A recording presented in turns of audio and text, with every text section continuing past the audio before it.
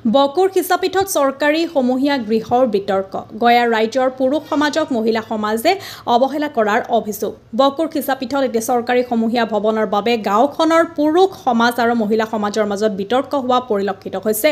উল্লেখযোগ্য যে বকু উন্নয়ন খণ্ডৰ অন্তৰ্গত ৭১ নং পূব বেকেলি গাঁও পঞ্চায়তৰ ১ নং ডিলিংগাৰ খিচাপীঠত চতুৰ্দশ বিত্তীয় আয়োগৰ ২০১৭-১৮ বিত্তীয় বৰ্ষৰ প্ৰায় ৭,০৯,৬৪৪ টকা অনুদানেৰে নিৰ্মাণ কৰিছিল এটা ধুনীয়া সমূহীয়া ভৱন ইফালে দীৰ্ঘদিনে ধৰি ভৱনটো অব্যৱহৃত হৈ আছিল এতিয়া গাঁৱৰ মহিলা সমিতিৰ একাংশ মহিলাই ভৱনটো ব্যৱহাৰ কৰিবলৈ চৰকাৰে আঁচনি গ্ৰহণ কৰিছে এই ক্ষেত্ৰত আপত্তি কৰিছে গাঁৱৰ পুৰুষ সমাজে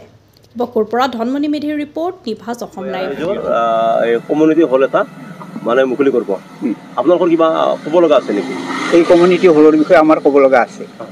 ক'ব লগা কি আছে কাৰণ আজি কমিউনিটি হলটো আজি 2 বছৰ হ'ল এতে আমি স্থাপিত হোৱা গতিকে কমিউনিটি হলটো এতিয়া আমি আমাৰ মেম্বৰ যিটো মেম্বৰ সেই মেম্বৰৰ হেৰি দিয়ে মানে কমিউনিটি হলটো হৈছে তেওঁৰ হেৰিত হৈছে না আমাৰ ইয়াৰ অশোক ঠাকুৰীয়াক সেই কি এটা দিয়ে তেওঁক দিয়া হৈছিল গতিকে সেই মৰ্মে আমাৰ কমিউনিটি হলটো প্ৰস্তুত হৈ উঠিছে কিন্তু আজিলৈকেও আমাৰ ৰাইজক সেই কমিউনিটি হলটো আমি গতি পোৱা নাই গতাই দিয়া নাই আৰু লগতে সেয়ে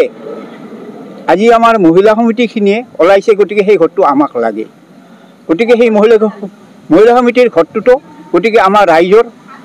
ৰাইজক এতিয়া আমাক লাগে ৰাইজক দিলে আমি এতিয়া উপকৃত হ'ম বুলি মানে আমাৰ এতিয়া সেয়ে মানে হেৰিৰ ওচৰত আবেদন কৰা হৈছে আৰু